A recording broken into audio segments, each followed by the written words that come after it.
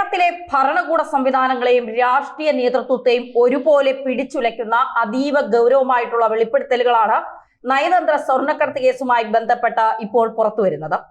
മനോരമ ദിനപത്രം റിപ്പോർട്ട് ചെയ്ത ഞെട്ടിപ്പിക്കുന്ന വിവരങ്ങൾ സ്വർണ്ണക്കടത്തിലെ മുഖ്യപ്രതി സ്വപ്ന സുരേഷ് നടത്തിയ ഫോൺ സംഭാഷണങ്ങളും അത് വിരൽ ചൂണ്ടുന്നത് കേവലം ഒരു കള്ളക്കടത്തിന് അപ്പുറമായിട്ട് രാജ്യത്തിന്റെ സാംസ്കാരിക പൈതൃകത്തെ പോലും വിദേശത്തേക്ക് വിൽക്കുവാൻ വൻ അഴിമതി നടന്നു എന്നതിലേക്കാണ്.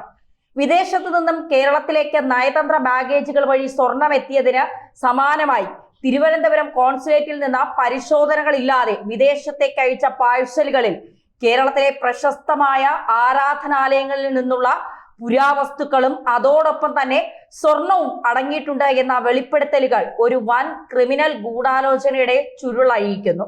സ്വർണത്തിന് തുല്യമോ അതിൽ മേലോ മൂല്യമുള്ള ഈ പുരാവസ്തുക്കൾ ഗ്രീൻ ചാനൽ വഴി കടത്തിയതിലൂടെ സംസ്ഥാനത്തിന്റെ പ്രോട്ടോകോൾ സംവിധാനങ്ങൾ അട്ടിമറിക്കപ്പെട്ടു എന്ന ആരോപണം പിണറായി സർക്കാരിനെ സംബന്ധിച്ചിടത്തോളം വലിയൊരു രാഷ്ട്രീയ പ്രത്യാഘാതത്തിനാണ് ഇപ്പോൾ വഴിമരുന്നിട്ടിരിക്കുന്നത്.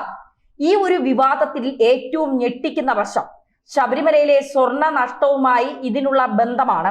2019 ശബരിമല ശ്രീകോവിലിലെ സ്വർണ്ണപ്പാളികൾ പുനർനിർമ്മിക്കുന്നതുമായി ബന്ധപ്പെട്ട് ഏകദേശം 30 കിലോഗ്രാം സ്വർണത്തിന്റെ കുറവുണ്ടായതായിട്ട് രേഖകൾ സൂചിപ്പിക്കുന്നു. എന്നാൽ ഈ നഷ്ടപ്പെട്ട സ്വർണത്തിൽ കേവലം 465 ഗ്രാം മാത്രമാണ് ഇതുവരെ ഔദ്യോഗികമായി കണ്ടെത്താൻ സാധിച്ചിട്ടുള്ളത്. ശ്രീകോവിലിന്റെ ദ്വാരപാലക ശില്പങ്ങളിലും മറ്റും പതിപ്പിച്ചിരുന്ന തങ്കപ്പാളികൾ വ്യാപകമായിട്ട് മോഷണം പോയെന്നും അതിന് പകരമായി ചെമ്പുപാളികൾ സ്ഥാപിച്ചു എന്നുമുള്ള ആരോപണം ഭക്തസമൂഹത്തിൽ വലിയ ആഘാതമാണ് ഇപ്പോൾ സൃഷ്ടിച്ചിരിക്കുന്നത്. ഈ സ്വർണവും അനുബന്ധ പുരാവസ്തുക്കളും നയതന്ത്ര ബാഗേജുകൾ വഴി വിദേശത്തേക്ക് കടത്തപ്പെട്ടോ എന്ന ഗൗരവമായിട്ടുള്ള സംശയത്തിലാണ് കേന്ദ്ര ഏജൻസികൾ. ഇപ്പോൾ അന്വേഷണം കേന്ദ്രീകരിച്ചിരിക്കുന്നതും അതിലാണ്. തിരുവനന്തപുരം കോൺസുലേറ്റിൽ നിന്ന് മടക്ക യാത്ര നടത്തിയ നയതന്ത്ര ബാഗേജുകളുടെ വിവരങ്ങൾ പരിശോധിക്കുമ്പോഴാണ് ഈ ആരോപണങ്ങൾ കൂടുതൽ ബലം ലഭിക്കുന്നത്. സാധാരണഗതിയിൽ വിദേശത്തേക്ക് അയക്കുന്ന പാഴ്സലുകളിൽ ഇത്തരം അനധികൃത കൈമാറ്റങ്ങൾ നടക്കണമെങ്കിൽ ഭരണകൂടത്തിന്റെ ഉയർന്ന തലത്തിലുള്ള ഉദ്യോഗസ്ഥരുടെയോ രാഷ്ട്രീയ നേതൃത്വത്തിന്റെയോ പരോക്ഷമായ പിന്തുണ അനിവാര്യമാണ്. സെക്രട്ടേറിയറ്റിലെ ചില ഉദ്യോഗസ്ഥർക്ക് അർഹതയില്ലാതെ നയതന്ത്ര തിരിച്ചറിയൽ കാർഡുകൾ അനുവദിച്ചതും അവർ കോൺസുലേറ്റ് പ്രവർത്തനങ്ങളിൽ ഇടപെട്ടതുമൊക്കെ തന്നെ ഈ ഗൂഢാലോചനയുടെ ഭാഗമാണ് എന്നാണ് കരുതപ്പെടുന്നത്.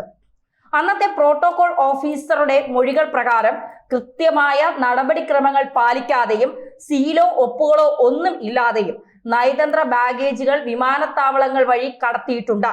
സംസ്ഥാന പ്രോട്ടോകോൾ വിഭാഗത്തിന്റെ ഔദ്യോഗികമായിട്ടുള്ള മേൽനോട്ടമില്ലാതെ ഗ്രീൻ ചാനൽ സൗകര്യം ഉപയോഗപ്പെടുത്തിക്കൊണ്ട് പാഴ്സലുകൾ വിദേശത്തേക്ക് അയച്ചത് കേന്ദ്ര സുരക്ഷാ ഏജൻസികൾ അതീവ ഗൗരവത്തോടെയാണ് ഇപ്പോൾ നോക്കിക്കാണുന്നത്.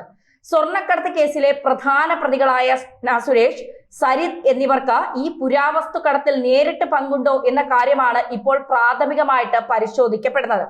പഴയ സ്കാനിംഗ് റിപ്പോർട്ടുകളും അതുപോലെ തന്നെ കോൺസുലേറ്റിലെ CCTV ദൃശ്യങ്ങളും കേന്ദ്ര ഏജൻസികൾ വീണ്ടും പരിശോധനയ്ക്ക് വിധേയമാക്കിയാൽ അയക്കപ്പെട്ട പാഴ്സലുകളുടെ ഉള്ളടക്കത്തെക്കുറിച്ച് വ്യക്തമായ ധാരണ ലഭിക്കും. ഇതാ കേവലം ഒരു ആരോപണം അല്ല എന്നും മറിച്ച് ഭരണകൂടത്തിന്റെ തണലിൽ നടന്ന വൻ സ്വർണ്ണക്കൊള്ളയാണെന്നും തെളിയിക്കപ്പെട്ടാൽ പിണറായി സർക്കാരിനെ സംബന്ധിച്ചിടത്തോളം അത് ചരിത്രത്തിൽ തന്നെ ഏറ്റവും വലിയ രാഷ്ട്രീയ പ്രതിസന്ധിയായി മാറുമെന്ന കാര്യം ഉറപ്പാണ്. അയ്യപ്പ ഭക്തരുടെയും പൊതുജനങ്ങളുടെയും വൈകാരികമായ വശങ്ങളെ സ്പർശിക്കുന്നതാണ് ഈ വിവാദം എന്നതിനാൽ തന്നെ രാഷ്ട്രീയമായ പ്രത്യാഘാതങ്ങൾ ഇതിൽ കൂടുതലാണ്. കേരളത്തിലെ ഏറ്റവും പ്രശസ്തമായിട്ടുള്ള ഒരു ആരാധനാലയത്തിലെ സ്വത്ത് ഭരണകൂട സംവിധാനങ്ങൾ ദുരുപയോഗം ചെയ്ത് വിദേശത്തേക്ക് കടത്തി എന്നത് അത്യന്തം ഗൗരവമായിട്ടുള്ള കുറ്റകൃത്യമാണ്. വിഗ്രഹങ്ങളിൽ നിന്ന് സ്വർണം അടർത്തി മാറ്റി പകരം ചെമ്പ് വച്ചു എന്ന വാദം കേവലം ഒരു അഴിമതിയല്ല, മറിച്ച് വിശ്വാസത്തോടുള്ള കടുത്ത വഞ്ചനയായാണ് വിലയിരുത്തപ്പെടുന്നത്. ഈ നീക്കങ്ങളിൽ പങ്കാളികളായ ഉദ്യോഗസ്ഥരെയും ഇടനിലക്കാരെയും കണ്ടെത്തുക എന്നത് വരും ദിവസങ്ങളിൽ കേന്ദ്ര ഏജൻസികൾക്ക് മുന്നിലുള്ള വലിയ വെല്ലുവിളിയാണ്. സ്വപ്ന സുരേഷുമായി ബന്ധപ്പെട്ട ഇപ്പോൾ മറുനാടൻ മലയാളിയിലെ ഷാജൻ സ്ക്രിയ നടത്തിയ ഒരു ഫോൺ സംഭാഷണം ഇപ്പോ പുറത്തു വന്നിട്ടുണ്ട്. അതായത് നയതന്ത്ര ബാഗേജുകൾ വഴി എന്തൊക്കെ വസ്തുക്കളാണ് കടത്തിയിട്ടുള്ളതെന്നും അതിൽ ആരുടെയൊക്കെ നിർദ്ദേശങ്ങൾ അടങ്ങിയിട്ടുണ്ടെന്നുമാണ് ഈ സംഭാഷണത്തിൽ നിന്ന് സ്വപ്ന സുരേഷ് പറയുന്നത്. അത് വളരെ വ്യക്തമാവും നമുക്ക് മനസ്സിലാക്കാൻ സാധിക്കും. സ്വർണ്ണക്കടത്തിന് പിന്നാലെ വലിയ സ്രാവുകളെ പിടികൂടാൻ ഈ വെളിപ്പെടുത്തൽ സഹായിക്കുമെന്ന പ്രതീക്ഷയിലാണ് ഇപ്പോൾ ജനങ്ങൾ. സംഭവത്തിന്റെ നിജസ്ഥിതി പുറത്തു കൊണ്ടുവരേണ്ടത് അത് ഭരണഘടനാപരമായിട്ടുള്ള ഉത്തരവാദിത്വം എന്നിരിക്കെ വരും ദിവസങ്ങളിലെ അന്വേഷണ പുരോഗതി കേരള രാഷ്ട്രീയത്തിന്റെ ഗതി തന്നെ മാറ്റാൻ സാധ്യതയുണ്ട്. ഇതിനെക്കുറിച്ചുള്ള കൂടുതൽ വിവരങ്ങൾ ഇപ്പോ പുറത്തു വരുന്നുണ്ട്. അതായത് സ്വപ്ന സുരേഷ് പറയുന്ന ചില ഫോൺ സംഭാഷണങ്ങൾ, അതിലൂടെ നമുക്ക് വ്യക്തമാകും കേസുകളൊക്കെ എങ്ങനെയാണ് പോകുന്നത്, ആ കേസിന്റെ ഒക്കെ പിന്നാലെ പോകണോ എല്ലാം എന്നൊക്കെ സ്വപ്ന സുരേഷ് കൃത്യമായി ഈ ഫോൺ സംഭാഷണത്തിൽ പറയുന്നുണ്ട്. അതായത് അവര് പറയുന്നത്, മനോരമയിൽ ഒരു വാർത്ത വന്നിരുന്നു, ഈ നയതന്ത്ര സ്വർണ്ണ കേസ്, സ്വപ്നയൊക്കെ ഉൾപ്പെട്ട ആ സ്വർണ്ണ കേസിൽ നയതന്ത്ര പാഴ്സലുകൾ സ്വപ്നയുടെയും സരിത്തിന്റെയും പേര് പറയുന്നുണ്ട്. ഈ ശബരിമലയിലെ സ്വർണവുമായി ബന്ധപ്പെട്ട വാർത്ത സ്വപ്ന കണ്ടു എന്നാണ് ചോദിക്കുന്നത്. അതിന് ഒരു ലോജിക്കും ഇല്ലാത്ത ഒരു കാര്യമാണ് ഇപ്പോൾ സിമ്പിൾ ഇട്ട് താൻ പറയുന്നത് എന്നൊക്കെയാണ്. അതായത് നോൺസെൻസ് ആയിട്ടുള്ള കാര്യങ്ങളാണ് ഇത്. ഒരിക്കലും എനിക്ക് ഇതൊക്കെ കേട്ടിട്ട് ചിരിക്കാനാണ് തോന്നുന്നത് എന്നൊക്കെയാണ് സ്വപ്ന പറയുന്നത്. എന്തായാലും ഇതിനു മുൻപ് സ്വപ്ന പറഞ്ഞ ചില കാര്യങ്ങൾ, അതായത് ഈ നയതന്ത്ര ചാനലുകൾ വഴി, ഈ ഗ്രീൻ ചാനൽ വഴിയൊക്കെ ഈ രാഷ്ട്രീയ നേതാക്കൾക്കും സ്വാധീനമുള്ള ആൾക്കാർക്കുമൊക്കെ ഈ പല സാധനങ്ങളും കൊണ്ടുപോകാം. ഇതിന് നേരത്തെ സ്വർണ്ണക്കടത്തുമായൊക്കെ ബന്ധപ്പെട്ട് നമ്മളത് കുറെ സംസാരിച്ചതും ഒക്കെ വിഷയമാണ്. പക്ഷെ അത് പിന്നീട് എവിടെ എത്തിയെന്ന് ചോദിച്ചാൽ ഒരിടത്തും എത്തിയില്ല. സ്വപ്ന സുരേഷ് കാര്യങ്ങൾ കൃത്യമായി പറഞ്ഞു, അവർക്ക് പറയാനുള്ള കാര്യങ്ങൾ അവർ കൃത്യമായി തന്നെ പറഞ്ഞു. ആരെങ്കിലും കൊടുക്കാനോ അല്ലെങ്കിൽ തിരഞ്ഞെടുപ്പ് സമയമാകുമ്പോഴോ വരുന്ന ഒരു തിരഞ്ഞെടുപ്പ് സ്റ്റണ്ടായിട്ടല്ല നമ്മളത് കണ്ടത്.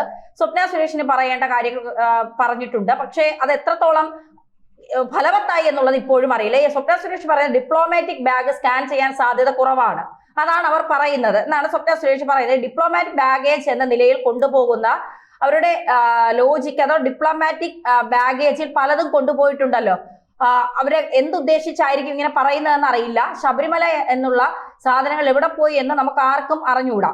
അത് ഇതുമായി ചുമ്മാ ഒരു ബന്ധിപ്പിച്ചൊരു വാർത്ത വന്നു എന്നൊക്കെയാണ് അവർ പറയുന്നത്. എന്തായാലും ഇൻവെസ്റ്റിഗേഷൻ നടക്കട്ടെ, അതിൽ കാര്യങ്ങൾ പറയട്ടെ. എന്തായാലും സ്വപ്ന സുരേഷ് ഇത്തരം ഒരു കാര്യങ്ങൾക്ക് കൂട്ടു നിൽക്കും, അല്ലെങ്കിൽ പിന്നെ സ്വപ്ന സുരേഷ് ഇങ്ങനെ ഒരു കാര്യത്തിന് നിൽക്കും എന്നൊക്കെ ഞാൻ അത്തരത്തിൽ വിശ്വസിക്കുന്നത്. കാരണം സ്വപ്ന സുരേഷിനെ എനിക്ക് ഈ കേസുമായി ബന്ധപ്പെട്ട് കുറെ കാലം അവരുമായി പല വാർത്തകളുമായി ബന്ധപ്പെട്ട് ഞാൻ വിളിച്ചിട്ടുണ്ട്, സംസാരിച്ചിട്ടുണ്ട്. അവരുടെ ഒരു ആറ്റിറ്റ്യൂഡ് കൃത്യമായി നമുക്ക് മനസ്സിലാക്കാൻ സാധിക്കും. താൻ പ്രതിയാണ്, പക്ഷേ താൻ തെറ്റ് ചെയ്തിട്ടുണ്ട്, പക്ഷെ തന്നോടൊപ്പം തെറ്റ് ചെയ്തവരും തൂങ്ങണം. ഒരിക്കലും അവര് താൻ നിരപരാധിയാണ്, തന്നെ കുടുക്കിയതാണ്, താൻ സത്യസന്ധയാണ് എന്നൊന്നും അവരെവിടെയും വാദിക്കാൻ അവർ വന്നിട്ടില്ല. തന്നെ ഇതിനേക്ക് ഉപയോഗിച്ചവരും, തനിക്ക് ഒറ്റയ്ക്ക് ഇതൊന്നും ചെയ്യാൻ കഴിയില്ലല്ലോ, തന്നെ ഇതിനേക്ക് ഉപയോഗിച്ചവരും. ശബരിമല വിഷയമല്ല പറയുന്നത്, സ്വർണ്ണക്കടത്ത് കേസുമായി ബന്ധപ്പെട്ടുള്ള കാര്യമാണ് പറയുന്നത്. അതായത് ഈ നയതന്ത്ര ബാഗേജുകൾ വഴി നടത്തിയ സ്വർണ്ണ കേസ്, ബിരിയാണി ചെമ്പിന്റെ കാര്യമൊക്കെ നമ്മൾ വാർത്തകൾ കണ്ടതാണ്.